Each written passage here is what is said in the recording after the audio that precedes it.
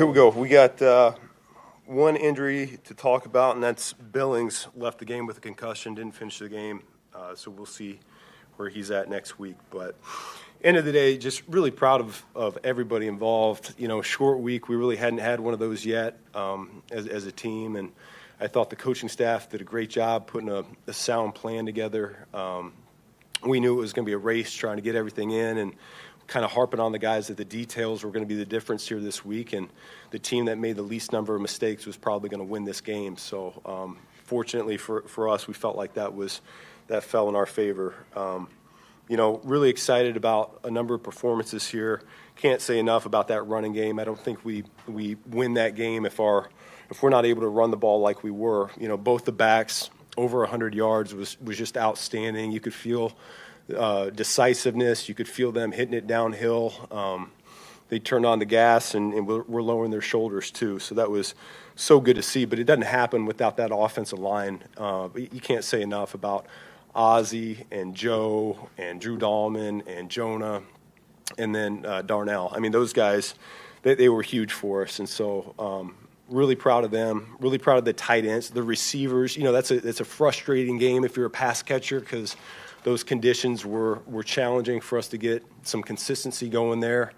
And yet they still were a big part of what we were doing there in the run game, and they knew that going into it. So that was huge to see. Defensively, I thought our guys just played their tails off for all 60 minutes.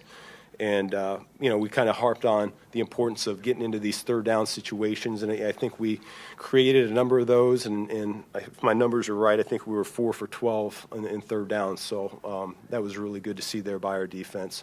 A couple turnovers were enormous. KB with another interception off a quarterback that really doesn't throw interceptions.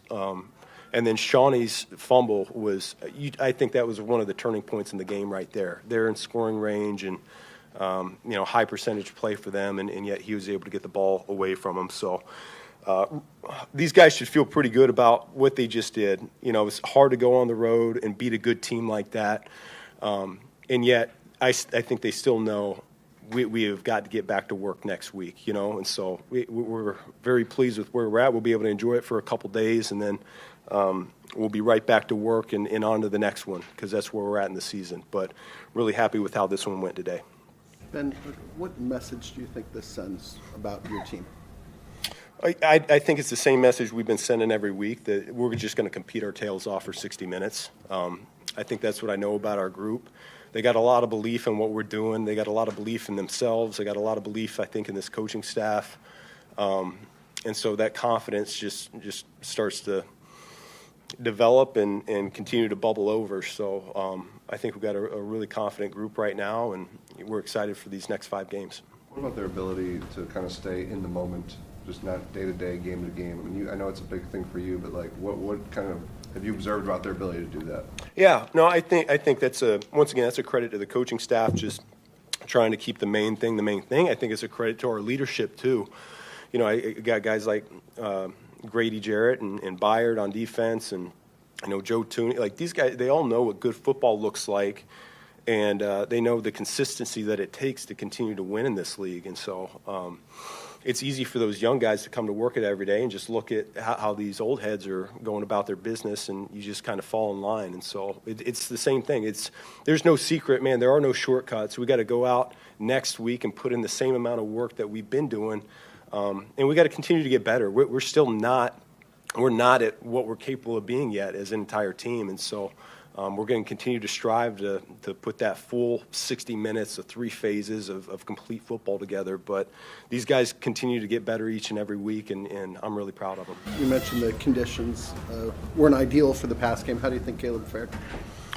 Yeah, off the cuff, it felt like you know, the wind got the better of us on a couple throws. He made some huge ones down the stretch there. That throw to Cole was enormous. You know, he's rolling out to his left to be able to throw a dime like that at that point in the game. I thought that was really big for us, and so it's a struggle there. You know, you're trying to not become just solely run-oriented, because then the defense is going to adjust too. So you want to keep that element of a pass threat over the course of the game, and And I was hoping we'd hit a couple more just to loosen them up a little bit more and keep that run game going. So overall, though, I thought he did a good job just keeping the operation going. That was something that we were really harping on this week, was just making sure we get in and out of the huddle clean. You called that pass for Cole for touchdown. Were you thinking, were you sitting there going, all right, we have a chance for a dagger here if we can, if we do it right? Well, that's one that just presented itself. Swifty's actually the number one read on that, and as Caleb's pulling on out, you can feel the safeties dipping down low, and so I think he felt that, he saw it, and he delivered a good ball and made him pay. So that was good. What's it like for you as a play caller in a game like this, with the way Kyle and Swifty were running and the way the offensive line was moving? Like, did you feel yourself, especially in those 2 touchdown drives, those long drives, just being able to get in a rhythm and kind of go to a lot of different kinds of runs? Yeah. I think we had a good amount of volume for such a short week in terms of the run game. The number of formations and concepts that we had up, our guys handled it really well going into the week. And as a play caller, like I said, it's that balancing act, because if you hang with something a little bit too long, then all of a sudden you're looking at a 3rd and long and wondering why the drive stalled. And so I look down and I see 36 attempts. I'm like, well, shoot, I probably threw it. I called too many pass plays this game, and especially with how we're running it. And so that's an area that I can be better at too. Kyle had a 31-yard run, I think, right after Shawnee took the ball away. What was kind of that? What did that kind of play and then that drive just kind of mean for the whole team? You said the right fumble is obviously a turning point, but then to just answer the way you guys did start. Yeah, no, I mean, we always talk about, getting that first down and not necessarily thinking it's going to be an explosive run like that, but that was a huge one in that moment, because we were still, on our side of the field pretty backed up, and that got it to midfield and really ignited us as a whole team. And so that was great to see, and I think he played his tail off, so did Swift. And I can't say enough good things about our offensive line here today. When Shawnee went and ripped the ball out on the tush push, was that something you guys had seen during the course of the week, that might be a vulnerable spot? Yeah. I mean, we certainly wanted to be sound in how we were defending that play and the compliments off of that play, and we were hopeful to have opportunities to get the ball there. Yeah. The 3rd down defense, I know we talked about a lot this season, but to be able to watch DA use Jalen and Kyler and CJ all time together, I mean, how much of an impact do you think that had to have all those guys at your disposal today, especially on 3rd down? Yeah, no, I thought it was huge. The 3rd down was when they were all out there together for sure, and then other times we're kind of platooning those guys. But it was just great to get their feet wet. I'll be curious to see what that tape looks like. I mean, there's a couple good receivers for Philly out there on the field, so I can't wait to see how tight that coverage was. And it's good to. I think it'll be a good stepping stone for us to build upon going forward here. Your decision on 4th and 5 to go for it. Or did you know on 3rd down that was going to happen? Which one? The one to Loveland, the 7. The Loveland? Yeah.